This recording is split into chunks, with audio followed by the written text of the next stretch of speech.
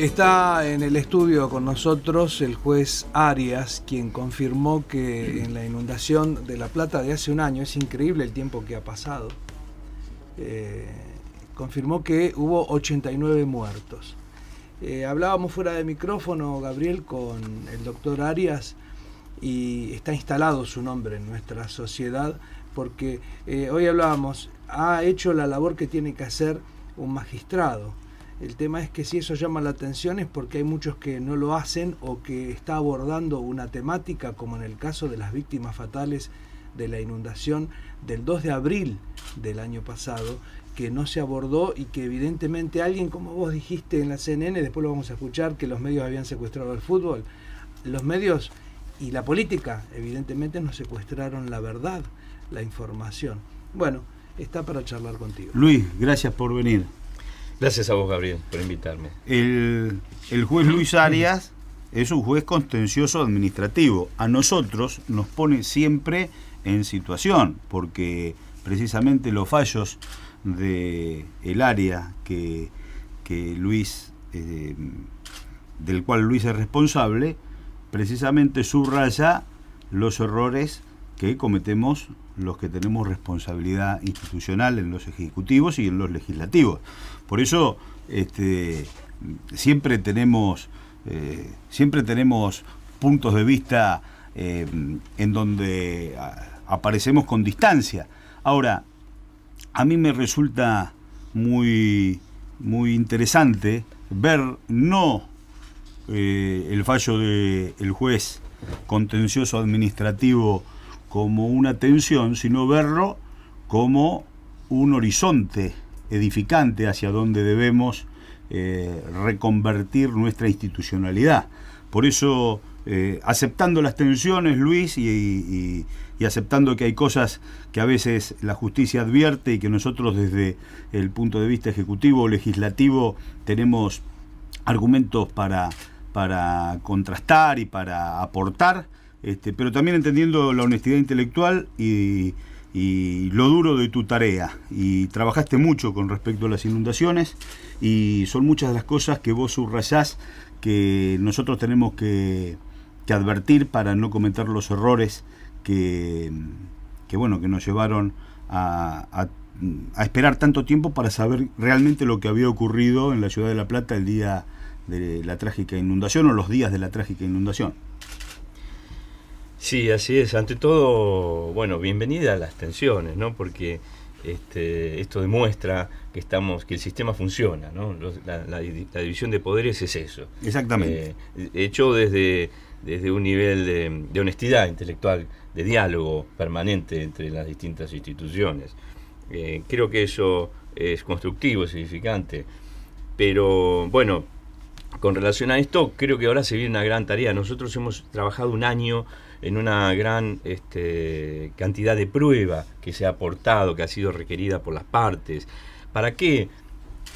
Porque lo que se buscaba era la reconstrucción de los hechos. El derecho, lo que se debatía aquí es el derecho a la verdad colectiva.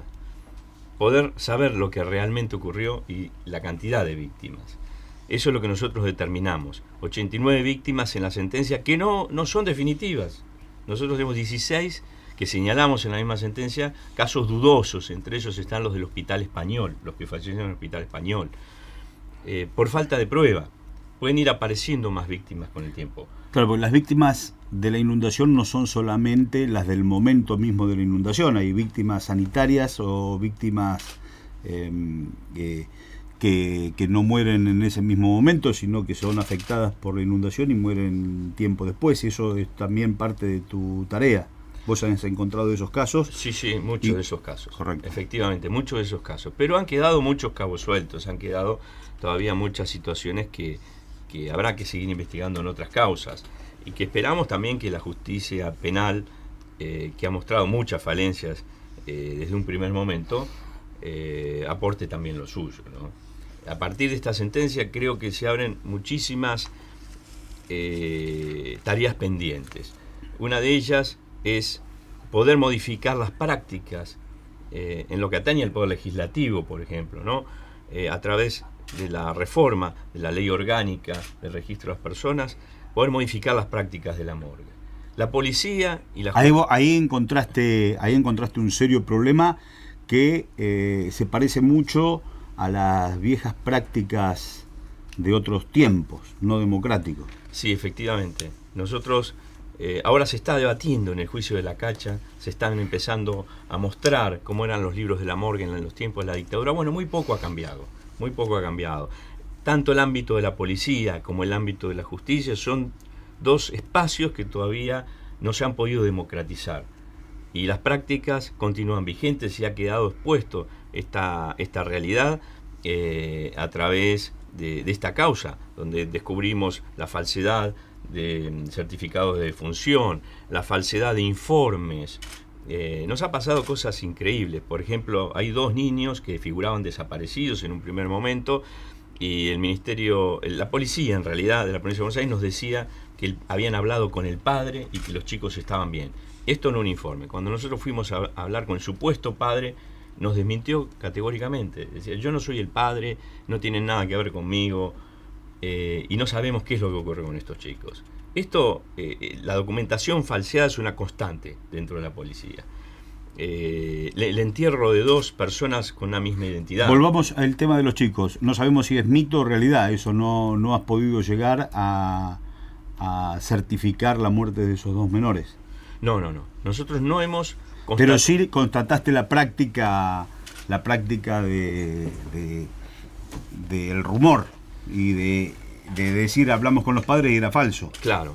Frente a la falsedad, frente al ocultamiento, frente a la oscuridad, nacen los mitos sociales. Claro. De eso se alimenta. Por eso lo importante de esta sentencia es que pone blanco sobre negro y que esclarece. Yo la veo como una sentencia realmente para poder dar más institucionalidad y no tenerle ningún temor a la verdad, sino todo lo contrario, abrir todo lo que se tenga que abrir desde el legislativo y desde el ejecutivo para que la justicia avance como corresponde, porque con esta sentencia se habían terminado mitos que parecían horribles, de una cantidad de muertos, por supuesto, mucho más fuerte. Se hablaba hasta de 900 muertos. Entonces, esta sentencia pone blanco sobre negro. La tragedia es una tragedia y la cantidad de muertos que se llegan por sanitarios e indirectos, más los muertos directos de los días de inundación, son 89. 89, sí. Correcto. Sí, es una tragedia terrible, pero la investigación de esta tragedia y esta sentencia nos tiene que servir para hacer todas las modificaciones que tengamos que hacer de orden institucional y que no se repitan esas prácticas de la morgue, que vos la comparás con lo que la compañera Adelina está planteando en el juicio de la Cacha. Son prácticas muy parecidas. Sí, efectivamente, sorprende los parecidos. Esto de en la época del proceso a muchos le ponían un tiro, nos contaba Sofía Carabelos, titular del SIAC, le metían un tiro en la cabeza y te hacían aparecer como una muerte por un paro cardiorrespiratorio no traumático, ¿no? Un poco, aquí había un fallecido en la vía pública, una persona ahogada, donde se le hacía aparecer como un paro cardiorrespiratorio no traumático, fallecido por un paro cardiorrespiratorio. Esto lo hacían médicos de la morgue, falsear los documentos que sirven para la registración. Pero también en la época del proceso enterraban a las víctimas como NN. Ahora hemos encontrado, no los entierran como NN, como algunos deberían ser enterrados, sino que les cambian la identidad, usurpan una identidad de una persona fallecida en otra ocasión y entierran a una persona con la misma identidad. O sea, tenemos una persona, Raúl Jaime Isla, enterrada en enero de 2013 y luego que fue vuelta a enterrar en noviembre. Yo creo que después de Jesucristo esto no ha ocurrido nunca, ¿no? Que una persona sea sepultada 2 veces. Entonces, claro, me parece que es una irregularidad verdaderamente grave en manos de personas. Si esto le sumamos encima que la policía se alza contra las decisiones judiciales, como nos ha ocurrido a nosotros, que no nos han permitido ingresar a la morgue, y tuvimos finalmente que ingresar hace poco tiempo con Gendarmería Nacional, es una situación que genera zozobra, que genera desconfianza, y que produce daños graves a la sociedad. Entonces, esas son las soluciones, esas son las situaciones que se deberían encarar dentro de la policía de la provincia de Buenos Aires, sobre todo en el área de la policía científica. Claro.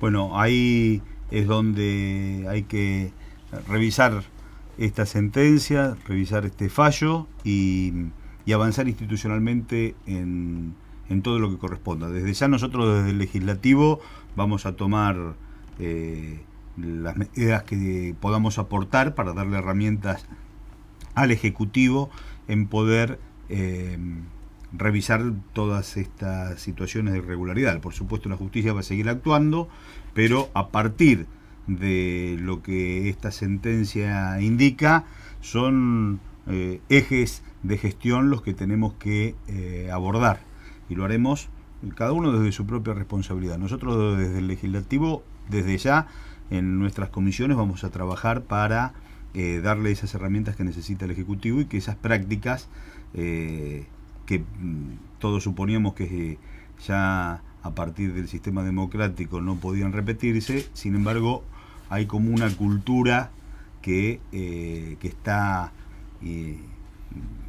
prendida en esos ámbitos, una cultura de otros tiempos, y que, bueno, nos preocupa, por supuesto.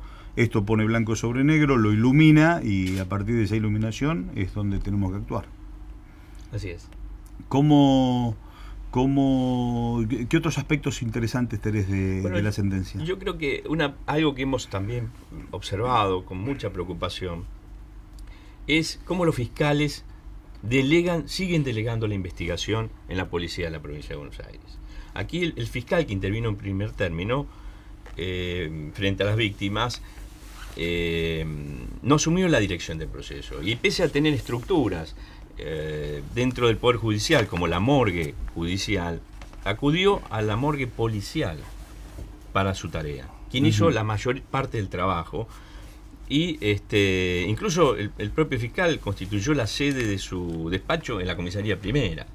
Y esto es grave realmente, porque en el año 98 el sistema cambió, el sistema inquisitivo, a partir de estos problemas, que los jueces delegaban la investigación permanentemente en la policía, y con resultados terribles, como en el caso Bru, donde el juez Vara, recientemente fallecido, fue destituido por proteger a la policía, o el caso Cabeza.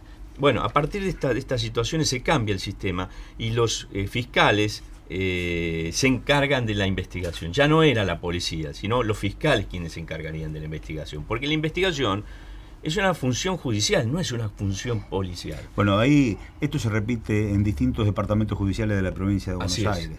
Ciudadanos que van a hacer una denuncia al fiscal, y el fiscal le dice, no, vaya a la policía, por ejemplo. Claro. Y muchas veces la institución está involucrada en el delito. Efectivamente. Entonces yo creo que en ese delito que se va a denunciar, muchas veces hay connivencia, y el ciudadano se siente desprotegido. Creo que ahí es donde desde donde debe darse una directiva a los fiscales para que asuman el rol que tienen que asumir y no lo deleguen, porque eso también hace a la división de poderes. Claro, eso debe surgir desde la propia Procuración General. Se debe instruir acabadamente a los fiscales para que no vuelvan a las viejas prácticas, porque si no hacemos fracasar este sistema que ha cambiado en el año 98 en la provincia de Buenos Aires. ¿Puede un grupo de vecinos salir y matar a un joven de 18 años, como sucedió en Rosario? Y desde la tele, esta es una apreciación propia, hoy veía un canal que habitualmente no miro, pero en lapso de 15 minutos pusieron linchamiento en un zócalo, y después en el resto de la pantalla como 15 veces. Bueno, claro que no. Todo, digamos, toda persona que haga justicia por mano propia, sea individualmente o grupalmente, realmente es una situación que debe preocuparnos, y mucho.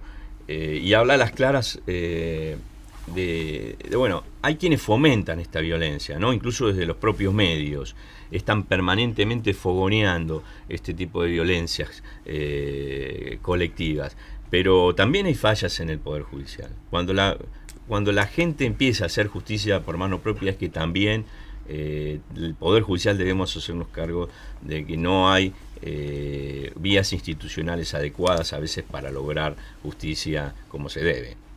Yo hacía referencia a David Moreira, Sí. de 18 años, que murió en Rosario. Sí, hoy en todos los medios de la mañana aparecía el concepto linchamiento, casi hasta como justificándolo, ¿no? Planteando un Estado ausente y esta justicia por mano propia, que por supuesto, entre comillas, decían, es condenable, pero la sociedad no tiene más remedio que llevar adelante estas prácticas. Entonces, por un lado lo condenan y por el otro lado guiñan el ojo a que estas conductas se sigan repitiendo. En los títulos de TN aparecieron el concepto linchamiento en 2 episodios. Entonces, no hay una reflexión que tienda a darle institucionalidad, sino lo que hay es como una suerte de condena manontropo y después un envión para que esa conducta se siga repitiendo. Por supuesto que en las redes están circulando petitorios para firmar y ponerle freno a esta locura de la justicia por mano propia. Sí, además, sin comprender la situación de los pibes que muchas veces salen a robar, la situación social que los ha llevado a esa condición, ¿no? Esto es algo oscuro, es algo construido también desde los propios medios, ¿no? que tienden a estigmatizar a estos pibes y a hacerlos responsables de todos los males que tiene la sociedad. Sí, es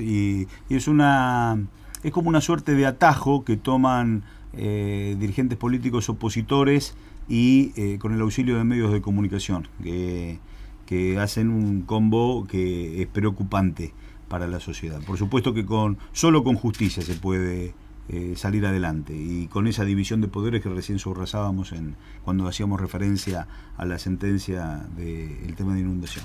Sí, yo creo que además desvían la atención sobre los problemas esenciales. El pibe no es nuestro enemigo. Nuestro enemigo es quienes están atrás del pibe, el narcotráfico, la misma policía en muchas ocasiones. En el año 2009 nosotros hemos denunciado el reclutamiento de pibes por parte de la policía, quienes venden armas, quienes le suministran los estupefacientes, los tranzas, digamos. Se tiende a estigmatizar y a generar un enemigo, sobre todo en los sectores jóvenes de la sociedad, más allá de que roben, más allá de que esa situación debe ser castigada de algún modo o por lo menos tratada.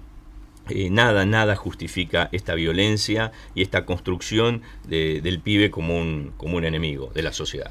Luis, muchas gracias por llegarte hasta nuestro espacio, hasta este espacio de Caminar la provincia de Buenos Aires. Leeremos con atención la sentencia y trabajaremos desde el legislativo para brindarle todas las herramientas que el Ejecutivo necesita para que lo que vos subrayás como falencias o como errores o transgresiones, nosotros tengamos la oportunidad de darle la institucionalidad que corresponde y no volver a caer en esas situaciones.